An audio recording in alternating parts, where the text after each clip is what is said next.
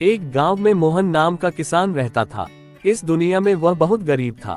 उसके पास एक बहुत छोटा खेत था। उस छोटे से खेत में ही वह खेती करता था। वह जैसे तैसे अपने खेत में काम करता और मजदूरी करके अपना घर चला रहा था। एक दिन भयंकर गर्मी पड़ रही थी, फिर भी किसान रोजाना की तरह ही खेत में काम कर रहा था। उसे बहुत पसीना हो रहा था, फिर भी वो खेत में हल चला रहा था। उस दौरान खेत में जुताई करते वक्त हल के नीचे से एक लकड़ी का बक्सा निकला। उस किसान ने धीरे से बक्से को निकाला। वह कुछ समझ नहीं पाया कि इस बक्से में क्या है। केवल उसने बक्से को उठाकर खेत के बाहर मेड़ पर रखा दिया। उसने देखा कि यह बक्सा खाली है, तो उसने अपनी दोपहर की रोटियां उसमें रख दी और वापस अपना काम करने लगा। थोड़ी देर बाद दोपहर में जब खाना खाने आया तो उसने देखा कि बक्से में बहुत सारी रोटियां थी। उस किसान को बहुत आश्चर्य हुआ। किसान ने सोचा कि ये तो जादुई बक्सा है। उसमें जो भी चीज डालो वह कई गुना हो जाती है। जो भी वस्तु उस बक्से में डाल रहे थे वह कई गुना हो रही थी। उसने दोपहर का भोजन किया और फिर हल चलाने लगा। जब शाम को घर आया तो बक्से को अपने साथ ले आया।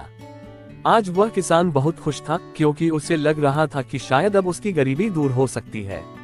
वह गरीब किसान एक धैर्य वाला व्यक्ति था। कभी भी उस बक्से से जरूरत से ज्यादा सामान नहीं लेता था। कुछ दिनों बाद उस बक्से के बारे में गांव के जमींदार को पता चला। वह जमींदार एक लालची व्यक्ति था। उसने सोचा, मेरे जमींदारी में किसी भी जादुई वस्तु पर तो मेरा अधिकार होगा। जमींदार के कहने पर उसके आदमी उस किसान को पकड़कर ले आए। उस जमींदार ने किसको धमकाया और कहा कि तुम्हारा खेत मेरी जमींदारी का हिस्सा है, इसलिए उस बक्से पर मेरा अधिकार बनता है। उद्धरण चिन्ह। जमींदार की बात सुनकर किसान डरते हुए बोला, मालिक, भले ही जमींदारी आपकी है, लेकिन उस खेत पर खेती मैं करता हूँ तो बक्से पर मेरा अधिकार है। जमींदार समझने लगा कि यह किसान ऐसे नहीं मानेगा। उसने किसान को धमकाया और उसके घर से बक्सा छीन लिया। किसान बेचारा रोता रह गया। बक्सा लेकर जमींदार खुश हो गया। जमींदार ने बक्से से बहुत सारी वस्तुएं हासिल कर ली और मजे कर रहा था। थोड़े दिन बाद कुछ लोगों ने जादुई बक्से के बारे में मंत्री जी को बता दिया।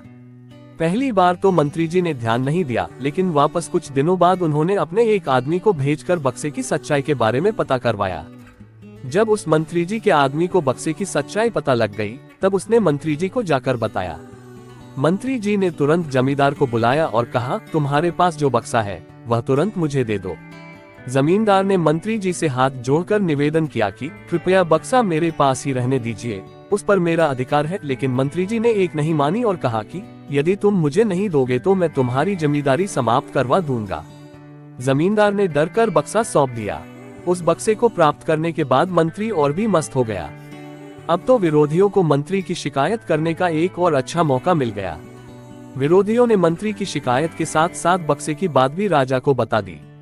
राजा को जब पता चला कि यह बक्सा किसी गरीब किसान के खेत से मिला है, तब राजा तुरंत अपने सेनापति के साथ मंत्री के घर गया और मंत्री से कहा, पूरे देश की जमीन पर राजा का अधिकार होता है, इसलिए उस बक्से पर मेरा अधिकार है। तुरंत बक्सा राजमहल भिजवा दो। मंत्री ने तुरंत राजा की बात मान ली और सेनापति को बक्सा दिया। उस राजा ने बक्से से सबसे पहले खजाने के धन को बढ़ाया और सुख सुविधाएं बढ़ाए। कुछ दिनों के बाद राजा को बक्से की चिंता होने लगी कि इसे कोई चुरा ना ले।